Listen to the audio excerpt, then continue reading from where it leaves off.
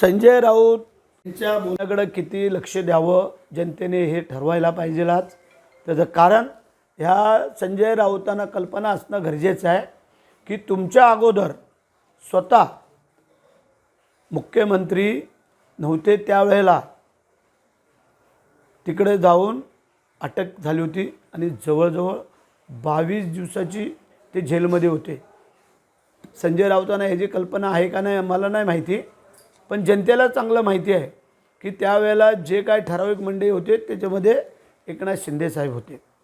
हे गेले होते ते परवा मध्ये जे आत्ता गेले होते संजय राऊत ते शायनिंग करायला गेले होते आणि स्वतः एकनाथ शिंदे साहेब गेले होते ते तिथल्या सीमा भागाच्या प्रश्नासाठी गेले होते। आणि म्हणून करता जे काय संजय राऊत बोलत आहेत त्यांना ते तारतम्य नाही आहे आणि लोक हल्ली कोण एवढी मनावरती त्यांचं घेत नाहीत।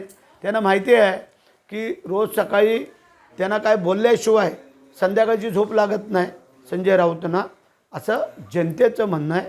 आणि म्हणून करता जनतेने कोणी तिकडे लक्ष देऊ नये। जे वकील गेलेत का नाही गेलेत, का नाही गेलेत, नसतील गेले तर ते आम्ही मुख्यमंत्र्यांना विचारायला सांगतो।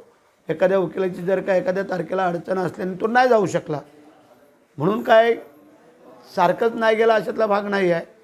आणि ज्या सुरक्षेच्या किंवा काय ह्या गोष्टी ह्या वेगळ्या आहेत। आज त्यासाठी असं नाही की आम्ही मुख्यमंत्री झालो म्हणून आम्ही तो विषय सोडला, अशातला भाग नाही आहे।